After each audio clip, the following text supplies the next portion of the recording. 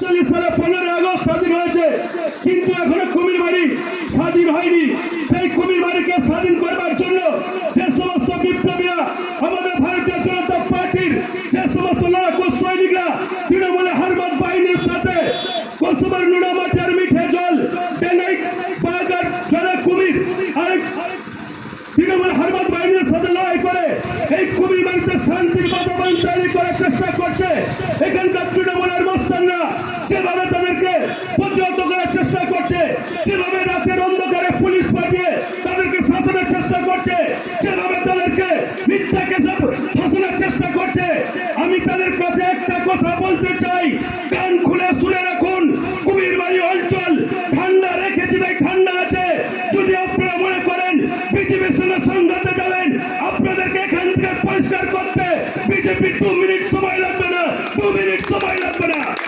কারণ এখানকার কর্মীরা, তারা এখানকার মায়ের দুধ খেয়ে বড় হয়েছে। এখানকার কর্মীদের তাদের দুটো হাত আছে, তাদের দুটো পা আছে।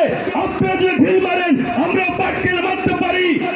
আপনাদেরকে পরিষ্কার একটা কথা বলতে চাই, কান খুলে শুনে রাখুন, কান খুলে শুনে রাখুন। গত পরশুদিন একটা বৃহস্পতিবারে এখানে সভা করে তৃণমূল নেতা, বিজেপি নেতাদের নামে হুমকি দিচ্ছেন 4 জুলাই নাকি হাত পা ভেঙে দেবেন।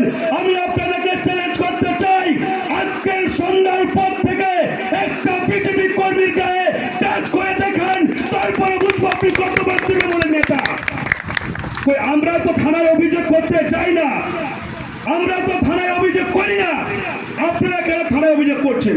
ভয় লাগছে, বিজেপি নেতাদেরকে ভয় লাগছে, বিজেপির এই কুমিরমারির বিপ্লবী থেকে আপনাদের ভয় লাগছে। তার জ্বলন্ত প্রমাণ, বাড়ির চালে যদি কেউ একটা পাখি হাগে বা একটা গাছের টুকরো পড়ে বা একটা কাঠ পড়ে, আপনারা থানার বড়বাবুকে বলছেন দেবাশিস গায়েন লোকজন নিয়ে হামলা করতে এসছে। তার মানে দেবাশিস গায়েন আপনাদের চোখের শত্রু, আপনাদের আতঙ্ক।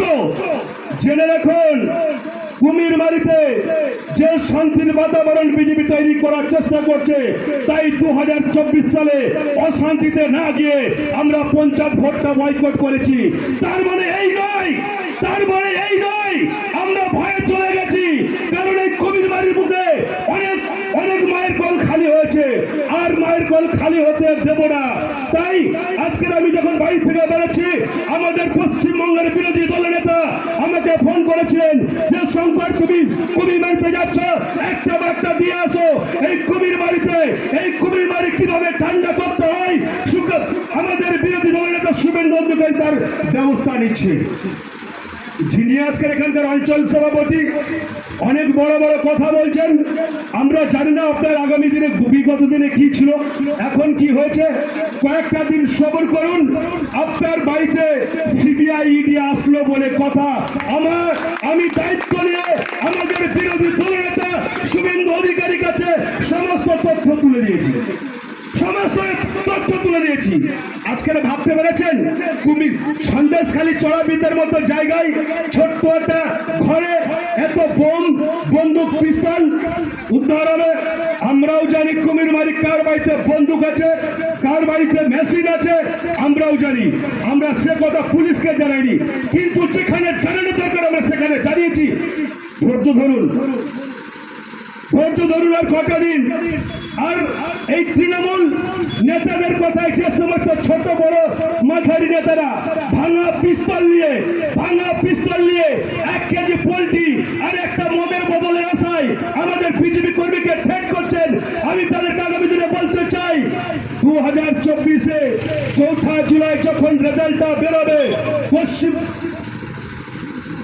4 জুন যখন রেজাল্টটা বেরোবে, যখন দেখবেন পশ্চিমবঙ্গে বিজেপি 25টার উপরে সিট পাচ্ছে, এই তৃণমূলের হাই প্রোফাইলের নেতারা বা অঞ্চল সভাপতিরা ভোট গুনতে গিয়ে আর নদী পার হয়ে কুমিরমারিতে আসবে না, তখন বন্ধু আপনারা কোথায় থাকবেন? আমার অনেক বলার ছিল, কিন্তু সময়ের অপেক্ষা। কারণ ভারতীয় জনতা পার্টি এমন একমাত্র পার্টি যা নিয়ম নিষ্ঠা শৃঙ্খলা বজায় রেখে চলে। আর 7 মিনিট সময় আছে, তার আগে আমরা পথসভার কাজ শেষ করব। তার আগে আমি আরেকবার বলতে চাই,